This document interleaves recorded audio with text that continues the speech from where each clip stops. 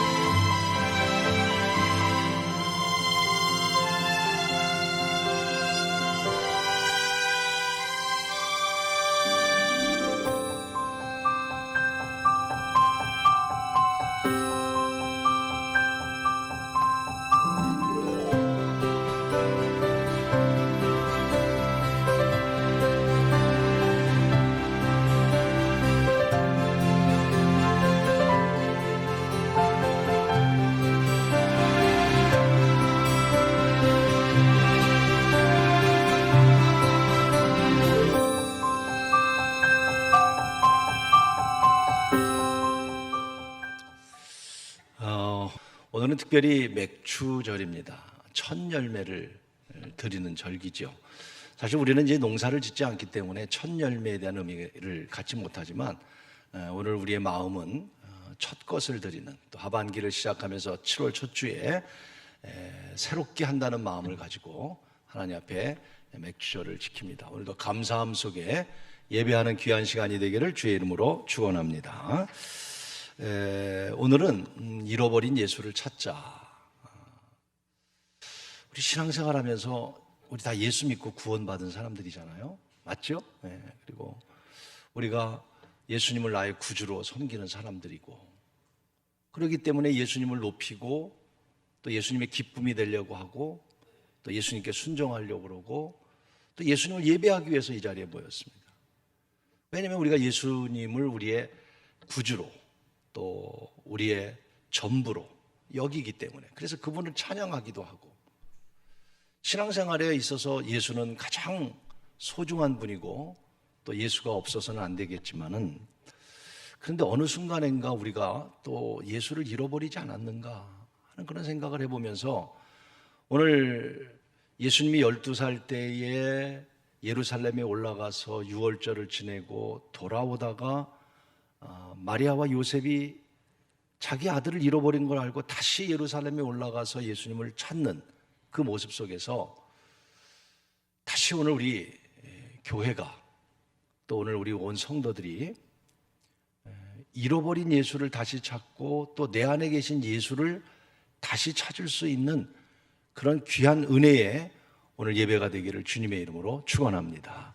그래서 오늘 제목을 따라하십시다. 잃어버린 예수를 찾자. 또 멀어졌던 예수를 좀 가까이 하고 멀어졌던 우리 신앙을 다시 가까이 하는 기회가 되었으면 좋겠습니다. 오늘 제가 미국의 저 달라스에 가면 제일 침례교회라고 굉장히 유명한 교회가 있습니다. 또 굉장한 큰 교회고요. 수십만이 모이는 교회고요. 미국의 대표적인 교회입니다. 그리고 이 달라스 제일 침례교회인데요. 이 교회는 아주 보수적인 교회입니다. 이번에 있었던 일을, 이 교회를 소개를 하면서 제가 잠깐 말씀을 드리려고 합니다. 먼저 이 교회의 시작은 누가 했냐면 크리스웰이라고 하는 그 목사님이, 크로스웨이라고 하는 목사님이 시작을 하셨는데 그냥 은퇴하셨어요. 지금은 책도 많이 쓰시고 굉장히 목양적인 그런 목회자였습니다. 그래서 아주 미국뿐만 아니라 한국 목회자들에게 아주 알려진 크리스웰 목사님이신데, 이 목사님 이야기를 잠깐 드리는 이유는 오늘 본질적인 건 아니고, 이 목사님이 교회를 시작하면서 뭘 좋아하냐면, 목사님인데 사냥을 좋아했어요. 그래서 사냥을 갖다가 노른 줄 알고 쐈는데 사람을 쏜 거예요. 굉장한 충격이었죠. 또 사회적인 문제가 됐죠. 특별히 목사님으로서 어떻게 보면 사냥을 하고 사람을 죽였으니 어떡하겠어요. 그래서 교회를 사임하고 이제 사회적인 이슈 속에 떠나가게 될 때 어떤 한 성도가 이런 얘기를 합니다. 살인한 목사님을 어느 교회가 받아주겠냐. 어디 가도 받아주지 않을 테니 저번의 실수를 우리 용서하고 우리 같이 새롭게 교회를 하자. 이렇게 해서 세워진 교회가 이 달라스 제일 침례교회예요. 그분이 이렇게 목회를 해서 지금 세계적인 교회가 돼서 엄청난 영향력을 미치는 교회가 됐는데, 그 교회와 그 목사님을 얘기하려고 하는 것이 아니라 미국이 7월 4일입니다. 오늘 독립기념일이고요. 또 지난 주일이 무슨 주일이었냐면 자유기념주일이라고 그래요. 독립기념일 전 주를 자유. 미국은 자유를 굉장히 소중히 여기는 나라잖아요. 그래서 자유를 기념하는 주일인데, 그 주일 행사가 어디에 있었냐면 정부 행사인데 어디에 있었냐면 이 달라스 제일 침례교회에서 이루어진 거예요. 네. 저는 그 달라스 제일 침례교회에서 공식적인 이 자유 기념 주일이 이루어졌는데, 미국 부통령이 누구냐면 펜스 부통령입니다. 머리 허연 분인데 연설을 한 20몇 분을 하는데, 제가 그분의 연설을 들으면서 너무 감동을 받는 거예요. 감동받은 이유가 뭐냐면 연설도 잘하지만 연설의 내용이고요. 또 하나는 뭐냐면 지금 동그란 표시가 그게 미국 연방정부의 표시입니다. 교회 안에서 이 공식적인 연방정부의 행사를 교회 안에서 이루어지는 거예요. 제가 그 유튜브 몇 명이나 봤나 봤더니 별로 본 사람이 없더라고요. 그러니까 여기에서 보신 분들 거의 없을 거예요. 네, 거의 보신 분들 없어요. 근데 저분이 연설을 하는데 첫째 놀란 게 뭐냐면 교회에서 이 일이 이루어졌다는 거예요. 정말 놀라운 일이죠. 만약 우리나라에서 교회 안에서 대통령이 어떤 연설을 했다고 한다면 난리가 났을 겁니다. 분열되고 싸우고 비난하고. 그런데 이 펜스 미 부통령이 달라스 제일 침례교회에서 연설을 했다는 게 굉장히 저는 너무 놀랐습니다. 우리 대한민국에도 이런 나라가 될 수 있을까? 자기의 그 주관이 분명한 거죠.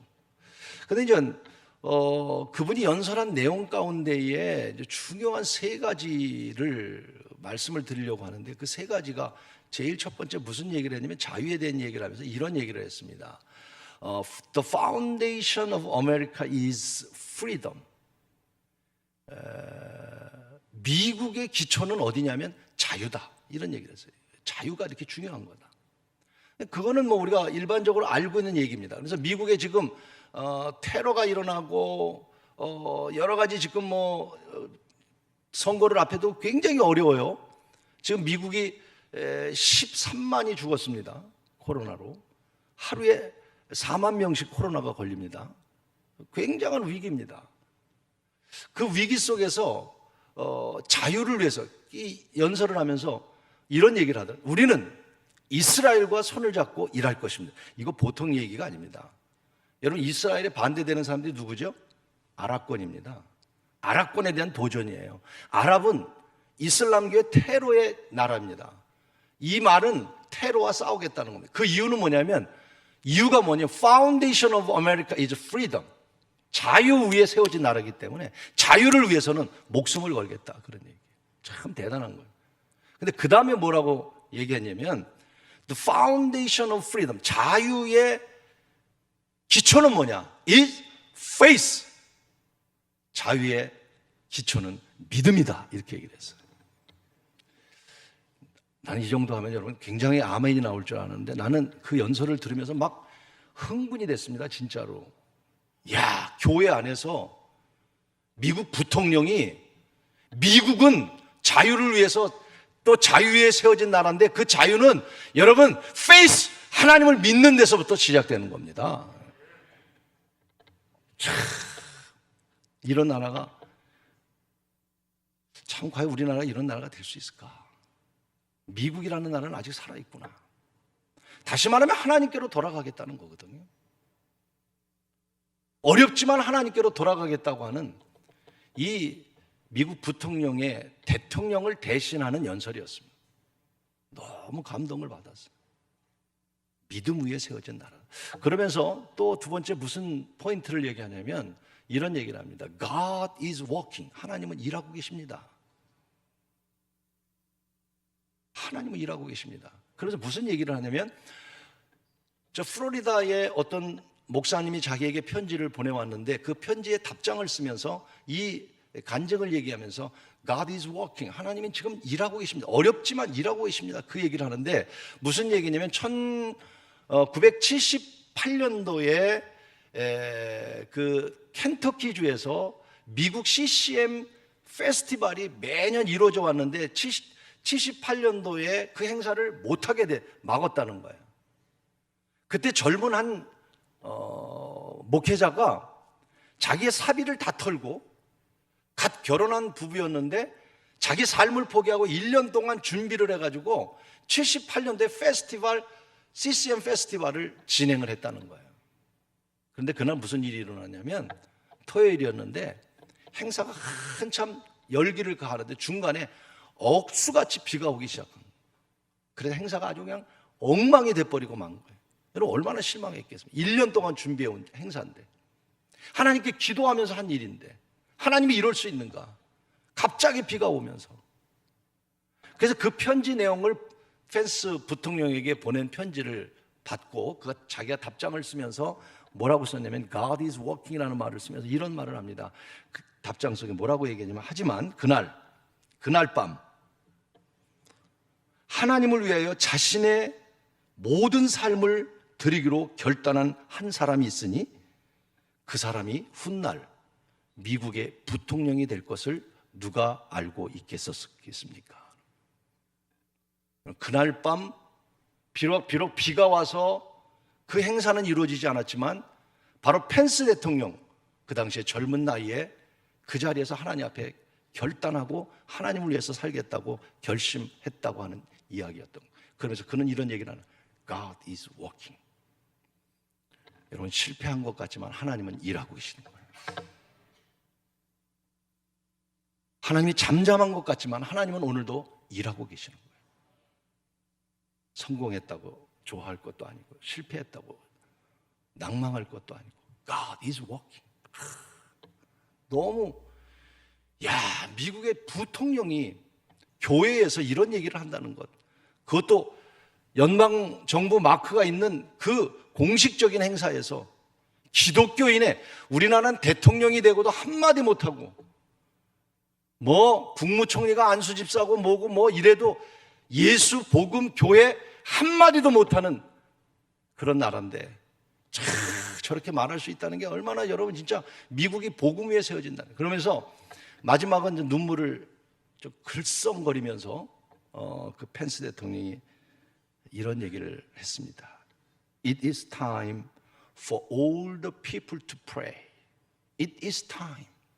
눈물을 글썽이면서, 여러분 지금 미국은, 세계는 어렵습니다. It is time for all the people, 모든 백성이 to pray. 하나님 앞에 기도해 주시길 바랍니다. 기도할 때입니다. 연설이 멋있는 게 아니라 다시 미국이 하나님을 찾자고, 하나님께로 돌아가자고, 하나님만이 이 나라의 주인이라고,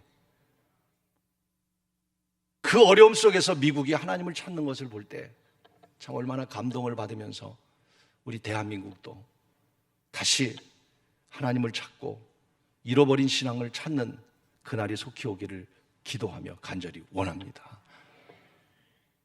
여러분, 코로나라는 것 때문에 오늘 우리가 예수를 잃어버리지는 않으셨는지요? 예수님과 멀어지지는 않으셨는지요? 우리 다시 예루살렘에서 예수님을 다시 찾은 것처럼 오늘 말씀을 통해서 또 오늘 이 시간을 통해서 다시 예수님을 찾고 예수님과 가까워지면서 다시 믿음의 길을 달려가고 결단할 수 있는 귀한 은혜가 오늘 이 자리에 여러분 모두에게 있기를 주의 이름으로 축원하는 것입니다. 제일 첫째로 보니까 43절에 보면 그 부모들이 예수와 함께 동행하는 것을 알지 못하고 그리고 44절에 동행하는 줄로 생각하고 하룻길을 간 후에서야 친족과 아는 자 중에 찾되 찾지 못했다 그런 거예요. 이게 뭐예요? 방심하고 있던 거죠. 동행하는 줄로만 알고 있었던 것이죠. 착각하고 있는 거죠. 당연히 지금 예루살렘에 올라갔다가 이제 다시 고향을 향해 내려가는 거예요. 나사렛을 향해 내려가는 거예요. 그러니까 유월절이라고 하는 것은 유대인의 가장 큰 절기입니다. 그 절기에 예수님이 12살, 오늘 이 자리에 우리 주일학교들 가운데 12살 있는지 모르겠어요. 12살? 12살 때 예수님 같이 간 거예요. 갔다가 행사를 마치고 돌아오는데 그 행사가 굉장히 큰 행사이기 때문에 아마 굉장히 피곤했을 거예요. 그리고 돌아오는 길에 당연히 예수님이 따라올 것이에요. 집에 간다고 했으니까. 그런데 당연한 일이 아니었다는 거예요. 방심하고 착각했다는 것이죠. 저는 오늘 우리 교회의 모습과 오늘 나의 모습과 우리 신앙의 모습을 되돌아보면서 다시 한번 우리 자신을 되돌아보면서 정말 주님이 나와 동행하고 계신지, 내가 목회하는 이 교회에 주님이 진짜 동행하고 계신 것인지, 동행한 줄로 행여나 우리가 착각하고 있는 건 아닌지, 우리는 착각하지 말고 다시 한번 우리 자신을 돌아보고 멀어졌던 예수님과 잃었던 예수님을 다시 찾고 회복하는 귀한 한 주간이 되기를 간절히 축원하는 것입니다. 누가복음 12장에 어리석은 부자의 비유를 잘 아시죠?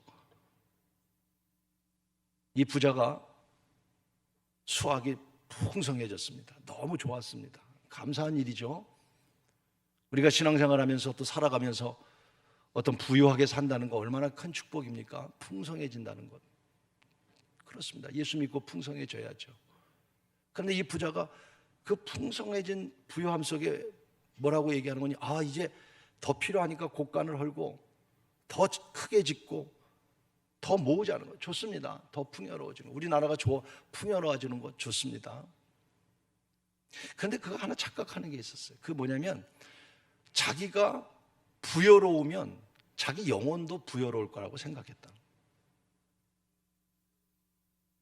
부가 있으면 다른 것도 당연히 내 영혼도 내 마음대로 할 수 있는 거예요. 여러분, 부라고 하는 것이 우리를 행복하게 하는 것 같지만 사실은 부라고 하는 것이 우리를 착각하게 만들 때가 없지 않아 많이 있습니다.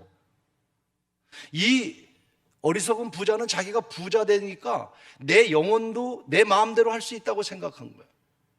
내가 부자가 되니까 내가 돈으로 뭐든지 할 수 있으니까 내 영혼도 풍성. 그래서 내 영혼아 이제 편히 쉬죠. 먹고 마시자. 근데 주님이 말씀하세요. 오늘 밤 내 영혼을 거두면 이것이. 여러분, 영혼은 내 마음대로 되는 게 아니고 하나님의 주권이라는 사실이죠. 그런데 이 부자는 그걸 몰랐던 거예요. 왜? 부라는 것 때문에. 오늘 부라는 것 때문에 오늘 우리가 하나님을 잃어버릴 때가 참 많습니다. 여러분, 부자가 천국 가는 것은 낙타가 바늘귀 구멍에 들어가는 것보다 어렵다고 주님이 말씀하신 이유가 어디 있겠어요? 부라고 하는 것이 자기를 착각하게 한다는 거예요. 성공이라고 하는 것이 자기를 착각하게 만든다. 오늘 우리나라도 잘 사는 나라가 됐습니다. OECD 국가가 됐습니다. GNP가 3만 불이 됐습니다. 착각하고 있는 거죠. 우리 잘 사는 나라다. 부라고 하는 것은 우리를 잘못된 생각으로 바꿀 때가 없지 않아 많이 있습니다. 이 부자도 마찬가지였습니다. 우리는 착각하면 안 됩니다. 다시 오늘 우리가 우리 삶 가운데 우리 자신을 되돌아보면서 정말 주님이 나와 동행하고 있는지, 만약 주님과 동행하고 있지 않다면 오늘 여러분 주님을 여러분 마음에 초청하시기를 주의 이름으로 축원합니다. 초청하셔야 합니다. 주님과 만약 여러분 우리가 거리가 멀어졌다면 다시 주님을 찾으셔야 될 줄로 믿습니다. 지난주 저는 라오디아 교회에 대해서 말씀을 드렸습니다. 요한계시록에 라오디아 교회를 얘기 드렸습니다. 교회여 일어나라 라는 말씀을 드렸죠. 라오디아 교인들은 어떻게 생각했습니까? 이렇게 생각했습니다. 똑같습니다. 라오디아 교인들을 보십시오. 나는 부자라 부요하여 부족한 것이 없다. 부라고 하는 것이 자기를 이렇게 교만하게 만들어요. 라오디아 교인들도 나는 부자라 부요하여 부족한 것이 없다. 여러분, 부자로 사는 게 얼마나 좋습니까? 이왕이면 부자로 살았으면 좋겠고요. 근데 부라고 하는 것은 자기 자신을 깨닫지 못하게 만듭니다. 그때 라오디아 교회를 향해서 주님 책망하시기를 이렇게 말씀합니다. 라오디아 교인들이여, 내 곤고함과 가련함과 가난함과 눈먼 것과 벌거벗은 것을 알지 못하느냐? 여러분, 자기는 부자라고 생각했어요. 그런데 벌거벗은 것조차도 모른다는 것이죠. 자기를 모른다고 하는 것이죠. 오늘 우리는 종종 나의 모습은 어떤 모습인지, 우리는 나의 신앙은 어떤 것인지, 특별히 주님이 내 안에 계신지 우리는 돌아봐야 합니다. 파스칼은 이런 얘기를 했어요. 자신이 의인이라고, 인류는, 사람은 두 종류의 사람이 있는데, 파스칼의 얘기예요. 자기가 의인이라고 말하는 죄인이 있고 자기가 죄인이라고 말하는 의인이 있다, 이렇게 말씀하셨어요. 자기가 의인이라고 생각하는 죄인, 그러나 자기가 죄인이라고 생각하는 하나님 보시기에 의인. 과연 우리는 어떤 사람일까요? 누가복음 18장에 보면 바리새인과 세리의 기도의 이야기가 나오죠. 잘 알다시피 바리새인은 성전 앞에 나와서 기도를 합니다. 일어나서 하늘을 향하고 하늘을 바라보면서 두 손을 높이 들고 하나님께 떳떳하게 기도합니다. 나는 불의를 행한 적이 없습니다. 토색한 적이 없습니다. 간음하지 않았습니다. 그리고 저쪽을 향해서 얘기합니다. 저기 저 세리와도 같지 않습니다. 자기의 신앙을 굉장한 신앙으로 생각을 하고 남까지 비교해가면서, 세리를 비교해가면서, 여러분, 우리 신앙이 때로는 내 신앙의 기준을 가지고 저 사람은 나보다 못해, 자기 신앙의 기준을 가지고 남을 판단할 때가 있는 것처럼 이 바리새인도 그랬습니다. 자기를 알지 못한 것이죠. 그러나 세리는 어땠습니까? 멀리 서서 감히 눈을 들 하늘을 쳐다보지 못하고 가슴을 치며 불쌍히 여기소서, 나는 죄인이로소이다. 오늘 사랑하는 여러분, 우리는 바리새인입니까? 세리입니까? 다시 오늘 우리 자신을 돌아보고 주님이 우리와 동행하는지를 다시 찾고 그분을 만나는 은혜가 있기를 주의 이름으로 축원하는 것입니다. 어떤 일이 있었냐면 이 말씀으로 이 내용을 정돈을 하려고 합니다. 어느 젊은 부부가 아기 돌이 됐어요. 그래서 친구들을 초청을 했어요. 음식을 장만했어요. 이제 밥 먹을 시간이 돼서 아기를 재워가지고 침대 위에 눕혀놨어요. 친구들이 들어오기 시작했어요. 들어오던 친구가 생각지도 못하고 코트를 침대 위에 던졌습니다. 그런데 그 침대가 아기를 덮어버렸어요. 같이 이제 오던 다른 친구들도 코트가 있으니까 그 위에 올려놓은 거예요. 몰랐던 거예요. 한참 잔치가 열어집니다. 맛있게 음식을 먹는데 막 아기 소리가 어디서 조그맣게 막 우는 소리가 들리는 거. 이상하다. 아기가 큰 소리가 들리도 왜 이렇게 작은, 가봤더니 그 코트 옷에 아기가 거의 질식해 죽을 지경까지 가 있는 거예요. 그 아이가 울기 시작한 거예요. 깜짝 놀라서 걷어보니까 코트에 덮여 있었던 거예요. 무슨 얘기를 드리려고 하느냐, 여러분, 예수 없는 믿음, 예수 없는 예배, 예수 없는 교회, 예수 없는 신앙. 오늘 우리는 다시 우리 자신을 돌아보고 정말 주님이 나와 동행하고 있는지 그 주님을 찾는 귀한 은혜가 있기를 주의 이름으로 축원하는 것입니다. 두 번째로는 오늘 45절에 예수를 잃어버리고 난 다음에 예수가 없다는 사실을 알고 45절에 보니까 예루살렘으로 돌아갔다, 이렇게 돌아갔다. 돌아간다는 말이 히브리어로 뭐냐면 히브리어로 슈브라고 하는 말이에요. 이게 회개라는 뜻이에요. 회개. 회개의 뜻은 뭐냐면 돌아가는 겁니다. 헬라어로 메타뇨라는 말인데 새롭게 된다, 그런 말이에요.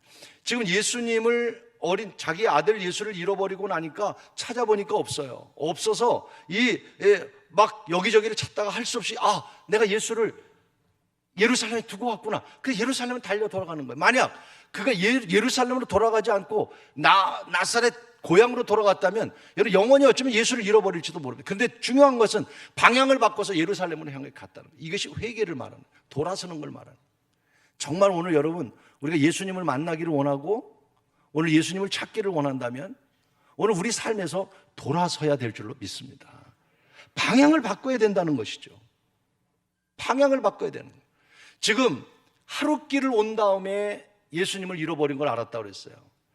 예루살렘에서 나사렛까지 거리가 지역에 따라 다르겠지만 대충 거리가 90km 됩니다. 90km.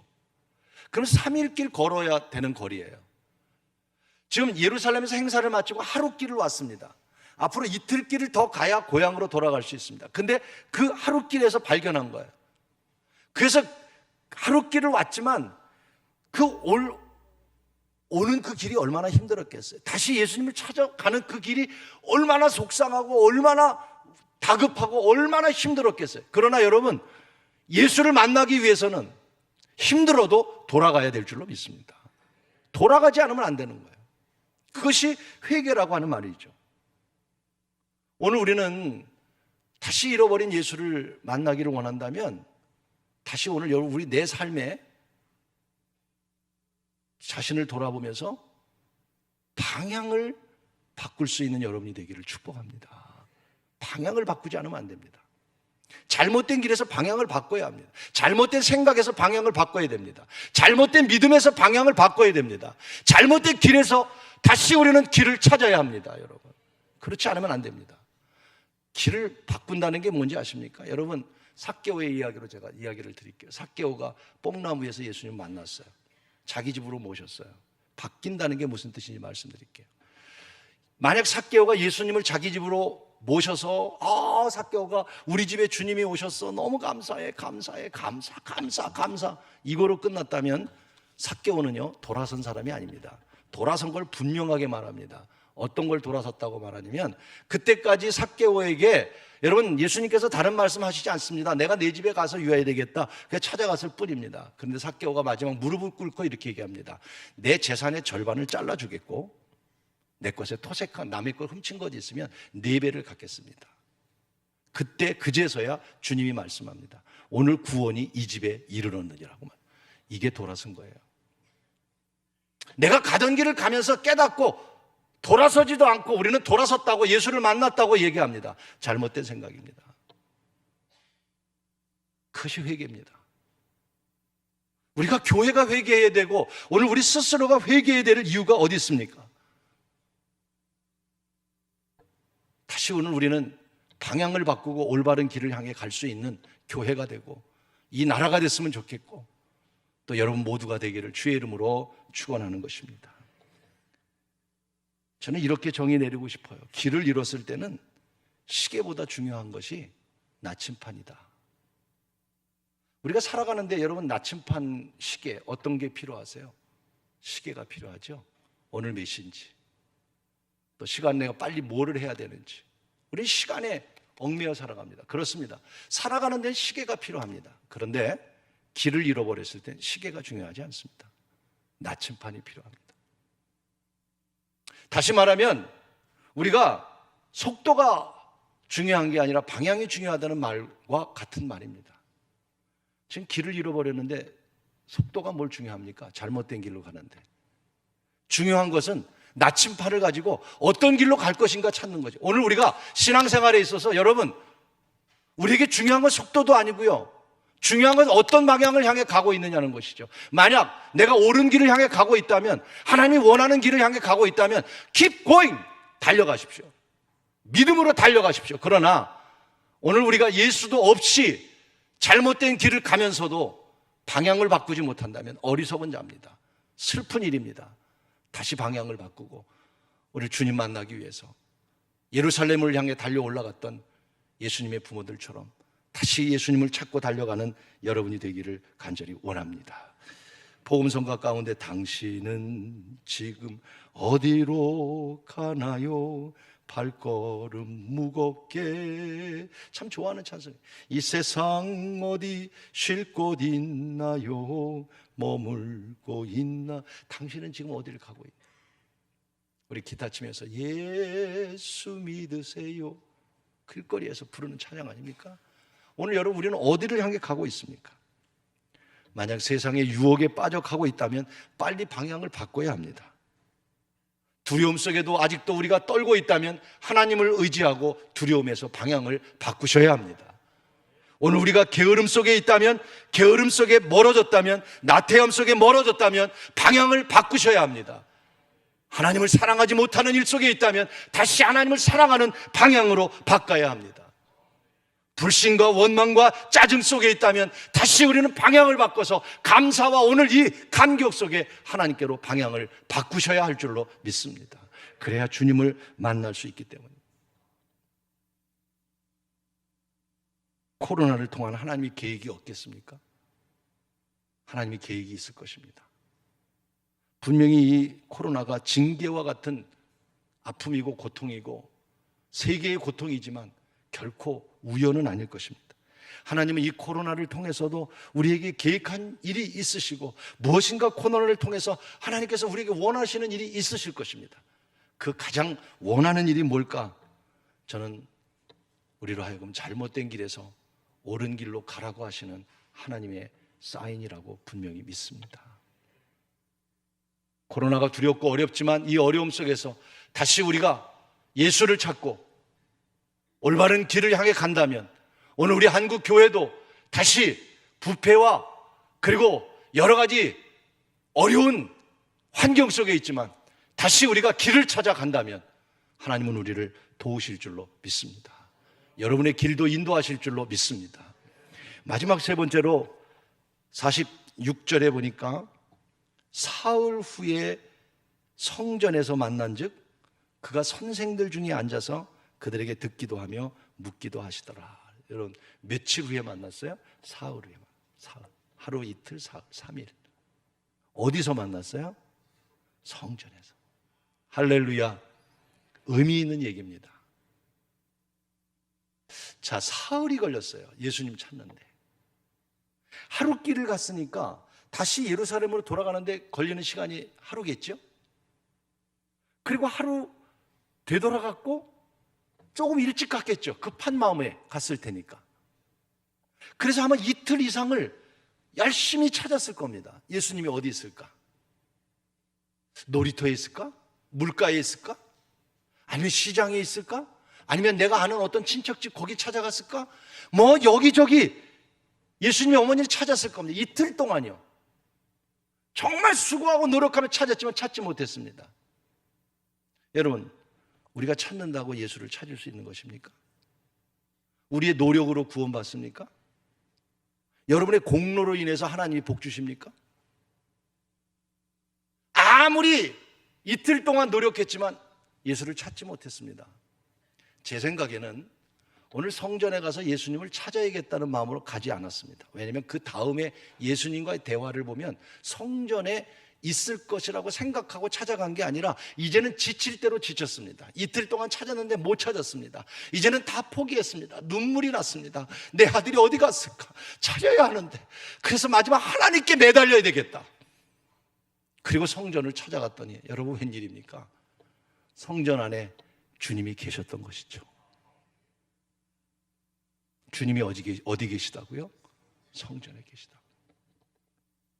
왜 이곳이 성전입니까? 주님이 계시기 때문입니다. 주님이 이곳에 계시지 않는다면 성전이 아닙니다. 만약 여러분의 마음에 주님이 진짜 계시다면 여러분의 마음은 성전입니다. 여러분 마음, 여러분의 가정, 주님이 계시다면 우리 가정은 거룩한 성전이요 주님이 계신 곳입니다.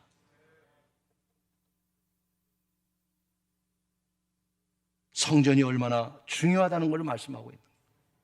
그때 예수님의 어머니가 예수님을 만나니까 너무 기쁘기도 하고 너무 속상하기도 하고 기뻤겠죠. 그래서 이제 48절에 보면 그 부모가 보고 놀라며 그의 어머니가 이르되 아이야 어찌하여 우리에게 이렇게 했냐. 보라 내 아버지와 내가 근심하여 너를 얼마나 찾았는지 아냐. 근데 여러분 그때 다음에 예수님 말씀을 보십시오. 뭐라고 말씀하시던가. 예수께서 이르시되 어찌하여 나를 찾으셨나이까. 참 내가 내 아버지 집에 있어야 될 걸 왜. 여러분 이 말을 했는데 그 다음 50절에 보니까 예수의 어머니는 이 말의 뜻을 몰랐다 이렇게 얘기했어요. 여러분 깨닫는 여러분의 은혜가 되기를 바랍니다. 주님이 어디 계시다고요? 성전에 계시다고요. 성전 중심적인 신앙이 돼야 돼요.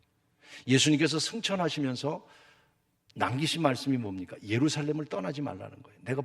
내가 거기서 약속한 것을 주시겠다는 거예요. 예루살렘이 뭡니까? 교회입니다. 교회는 신앙의 중심이 돼야 합니다. 그것은 하나님이 주님이 계신 곳이기 때문에 여러분 마음에 주님이 계시다면 그것은 교회입니다. 성전입니다. 여러분 가정에 주님이 계셔야 거룩한 성전입니다. 오늘 우리 한국 교회에, 오늘 우리 신현 교회에 주님이 계셔야 합니다. 계시록 11장에 보면 이 성전이 얼마나 중요한 것이냐면 마지막 심판에 대한 말씀하시면서 이렇게 말씀하십니다. 성전과 제단과 그 안에 경배하는 자들을 측량하라. 왜 측량할까요? 믿음을 측량하라는 거예요. 구원이 있는지 없는지 다 성전 안에 있는 사람들을 다시 한번 측량해 보라는 거예요. 측량해서 하나님이 원하는 근수에 맞지 않으면 그들은 다 지옥에 간다는 거예요. 중요한 얘기를 하신 거예요. 그래서 먼저 성전 안을 측량하라고 말씀하신 다음에 그 다음에 이렇게 얘기하십니다. 성전 밖 마당은 측량하지 말고 그냥 두어라. 42개월, 3년 반이죠. 마지막 닥칠 3년 반의 환란을 얘기해요. 그 환란 속에 다 짓밟히게 될 것이다. 다시 말하면 성전 밖에 있는 자들은 볼 것도 없이 다 멸망받을 것이다 라고 하는 얘기를 해요. 성전이 얼마나 중요한 것이고, 저는 코로나 이후에 예측을 요새 많이들 합니다. 저도 여러분에게 앙케이트 조사를 하고 하는 것도 어떻게 하면 코로나 이후에 어떻게 목회를 하고 어떻게 대처해 가야 될까, 저뿐만 아니라 모든 사람들이 연구 중에 있는데 답은 뻔히 나와 있습니다. 그 답이 뭐냐면 제일 첫째로 영상 예배가 많아질 거예요. 그래서 방송 설교나 방송 교회까지도 생길 거예요. 교회 안 오고 어려운 일 닥치면 교회에서 그냥 가정에서 그냥 방송으로 예배드리고 인터넷으로 예배드리고 주일을 지나는 일들이 지금도 이렇게 많이 있잖아요. 앞으로 더 많아질 겁니다. 두 번째는 뭐냐면 가정 중심적인 예배가 돼요. 제가 이 온 가정 예배를 진짜 강조하고 여러분 중요시 여기는 것 가운데 하나가 이미 여러분 그래도 많이 여기 훈련되어 있습니다만은 굉장히 중요합니다. 왜냐하면 앞으로 가정 중심의 예배가 돼야 됩니다. 왜냐하면 교회 오지 못하는 일들이 많을 거예요. 그런데 이 가정 중심 예배가 될 때 부모가 신앙이 없으면요, 그 가정은요 신앙적으로 세워질 수가 없습니다. 그래서 부모의 신앙이 얼마나 중요하고 가정의 예배가 얼마나 중요하고 그래서 이 온가정 예배 속에서 우리가 함께 예배드리고 우리 부모 세대들이 올바른 신앙을 남겨주기 위해서 우리 세대가 신앙으로 무장해야 된다는 거, 제가 이건 예측하고 있는 그런 일들입니다. 굉장히 중요한 일들입니다. 그러면서 결론이 어떻게 될까요? 간단합니다. 교회는 침체됩니다. 침체됩니다. 저는 침체라는 말을 쓰지 말자고 우리 교육자들과 얘기를 했습니다만은 교회는 침체될 겁니다. 그게 뻔한 일, 맞습니다. 형식은 그렇게 될 겁니다. 앞으로 점점 그런 형식의 교회로 바뀌어질 겁니다. 그러나 형식은 그렇게 돼도 우리의 신앙은 하나님 중심, 성전 중심이어야 합니다. 말씀 중심으로, 하나님 중심으로, 신앙 중심으로 가지 않으면 형식은 가정이 될 수 있고 형식은 온라인이 되더라도 하나님 중심, 여러분 이 공동체라는 설교 제가 한번 또 할 겁니다. 얼마나 중요하다는 걸 여러분 알아야 합니다. 성전을 많은 사람들이 떠나가고 있죠. 그렇죠? 또 이단들도 교회에서 떠나간 사람들이, 이단으로 떠나간 교인들이 참 많습니다.